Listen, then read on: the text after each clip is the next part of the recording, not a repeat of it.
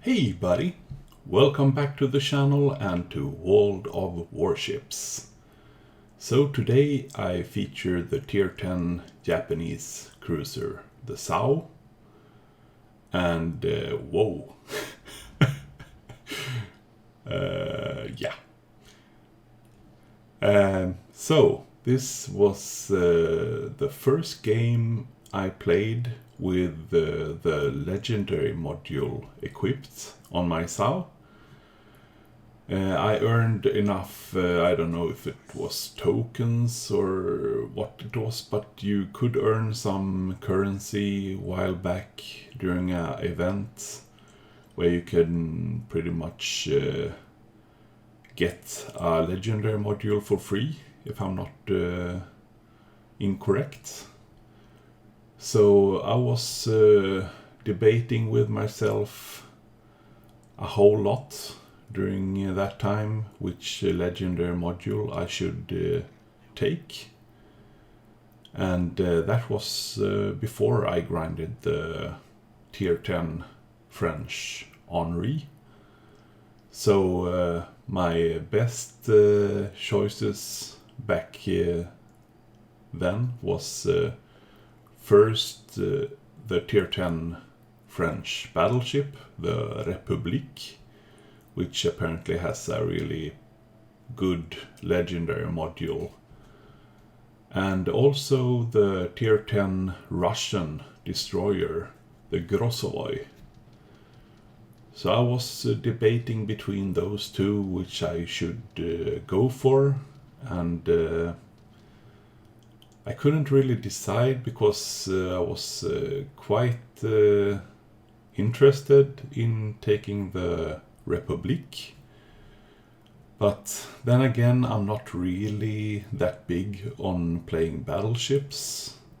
I'm usually more a cruiser or destroyer main. So then I was considering taking the Grossovoy, which means you can pretty much deck that ship out to be an even stronger gunboat platform. But this was during that whole CV rework debacle. So destroyers and destroyer gameplay was almost dead to me during that whole time, because it wasn't even fun trying to play destroyer during that first CV release. So, well, wargaming pretty much fucked me on that part. So actually, in the end, I landed in taking the legendary module for the SAO, which is also quite strong. The majority of the legendary modules are not really strong for their ships, unfortunately. But there are quite a few that are really strong, like, as I said, Republic, Grossovoy, and also SAO. And of course, the one I use the most these days, Henri IV, is really unlocking that beast mode for that ship. But back to the game. So this was the first game I played with the legendary module, and the legendary module for the SAO makes you get very much better maneuverability, and also very good dispersion on your shells. So it makes the SAO, in that meaning, a pretty strong kiter and fire spammer from range.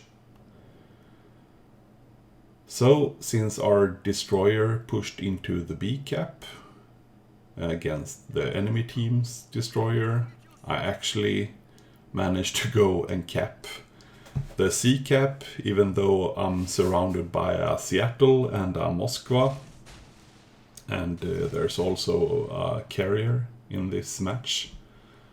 So I launch my torps against the Seattle because I'm guessing that he will try and push into radar range to hopefully be able to maybe surprise our destroyer if he thinks our destroyer is capping this cap.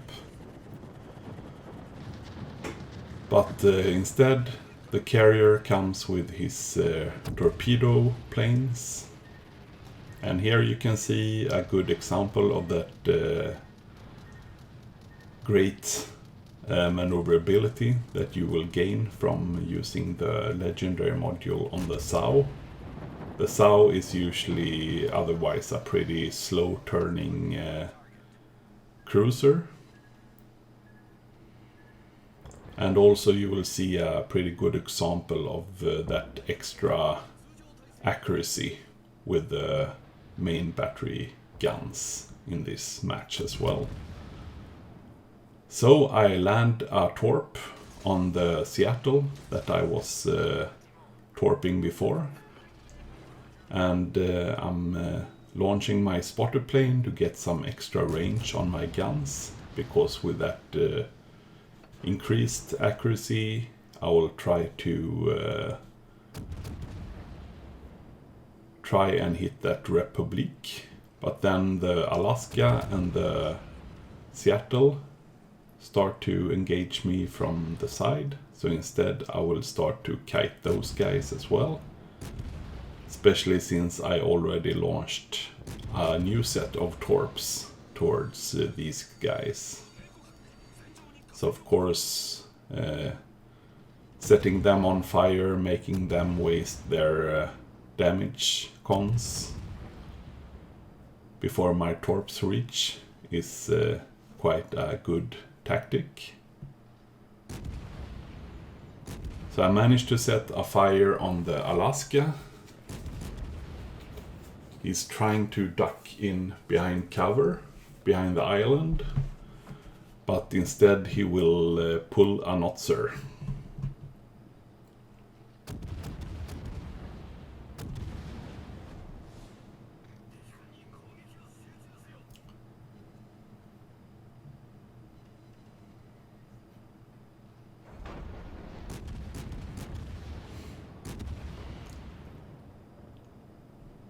Managed to run into the friendly Bismarck while shooting off the last salvo, finishing off that tier 10 Alaska. So far we have managed to secure both B and C cap, and we have pretty successfully managed to push the enemy flank on this side. So they are pretty much running away towards their base. On the A cap, meantime, the enemy team has pushed through really far. So that is something that we have to start consider as well, because we have lost the 2 ships that was pushing the B cap in the start of the game. So this of course opens us up to landing into a potential crossfire situation. So I realize the threat looking at the minimap, so I then choose to turn around and heading down towards our base and into the enemy push.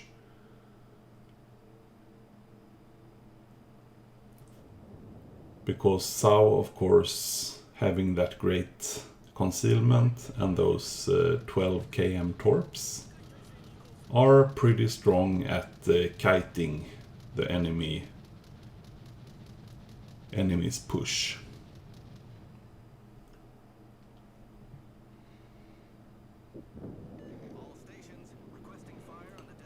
We lost our Yamato to the enemy Henri.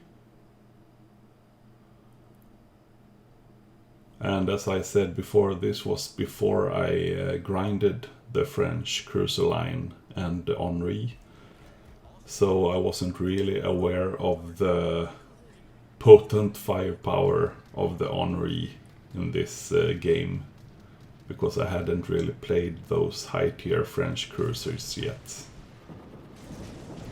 So I'm launching some preemptive torps towards the enemy conqueror.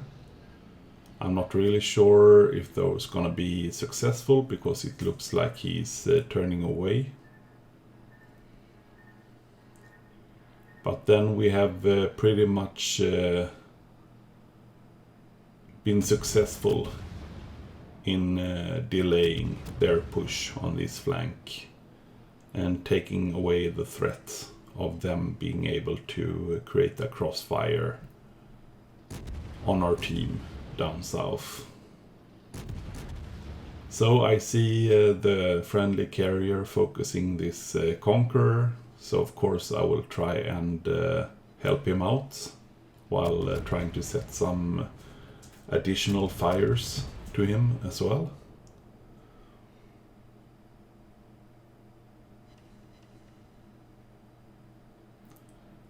And as you can see, even though Sao is a pretty feared fire spammer, I'm not sure if you've seen my other video with the Henri, where I play when I got, I think it was 250k damage and 6 achievements.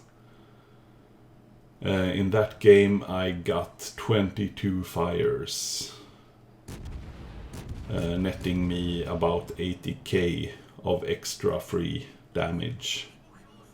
And that is why I think the Henri is actually at least just as good, but sometimes even stronger fire spammer than even the Sao.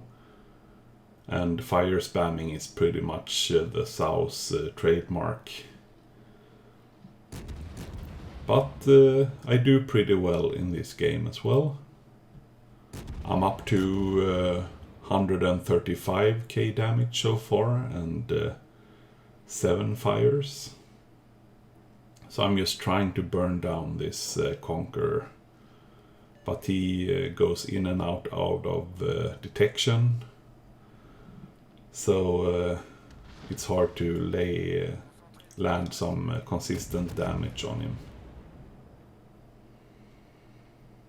Meanwhile, you can see that we are now able to pretty much create a crossfire situation on the enemy team instead, because one half of our team are pushing up pretty far up towards the enemy's spawn. Meanwhile, me and a couple of other ships also push up. So this Minotaur, for instance, is in a very bad crossfire situation and of course gets taken out. So I'm just pretty much looking for new ways to try to farm some damage. And I see this tier 10 Henri. I switch to armor piercing, try to maybe get some citadels on him.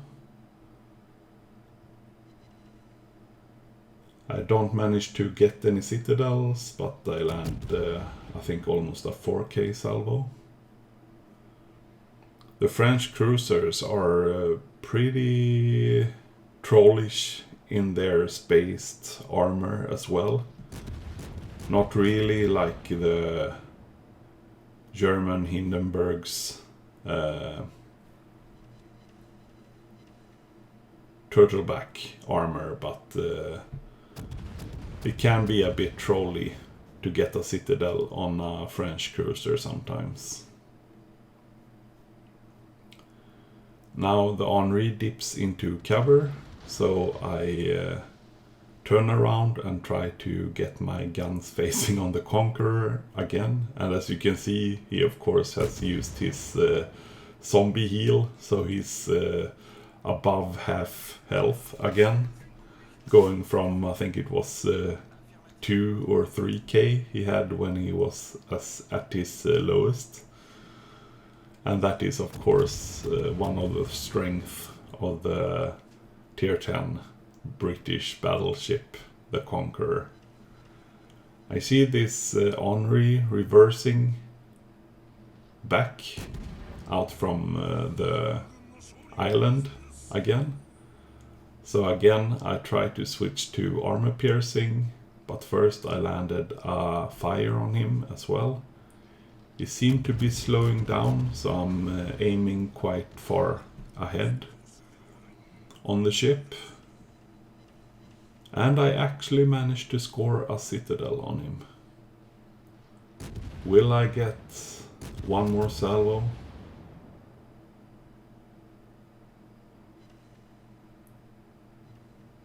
I get a couple of hits, but not the result that I was looking for. Now he's actually reversing back once again, but before my torps reached him, I got my last citadel and earning me my second kill. So far I actually have to say that I enjoy the legendary module on the SAO, and I think I'm gonna use this pretty much in every game mode, I think, because it really feels like you can feel the difference in the accuracy of the guns, especially at longer ranges, and also that pretty great maneuverability.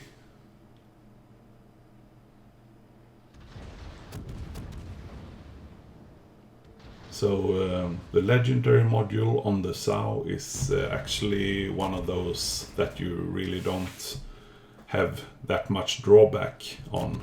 It's almost like a win-win situation.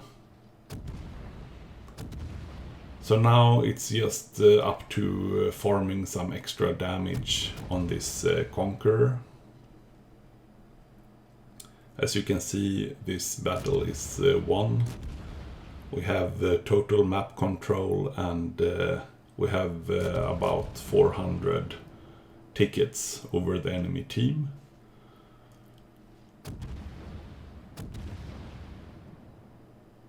I'm almost wishing that the Conqueror will use his heal at this moment again, so I'll be able to farm even more damage on him. But unfortunately, the Jean Bart on my team takes him out. But still, pretty decent game. 211k damage done. 2 kills, 1 torp hit, 10 fires, 12 cap resets. Earning me over 2,500 base XP. And as you can see, the whole team was performing really well in this match. Looking at the damage output, I did pretty decent damage to the Alaska and Henri. And of course, the Conqueror, I took out pretty much his whole health pool. And did some damage to the Republic and Minotaur as well. I landed 60k in fire damage and tanked about 775k damage while receiving 25,000 damage. So I'm really liking this legendary module. And credit and XP wise, you can see that even though I didn't run a premium account at this moment, I still made a profit of over 100,000 credits with a tier 10 silver cruiser, which is not that easy to do good amounts of credits in. And also some decent experience and captain experience as well.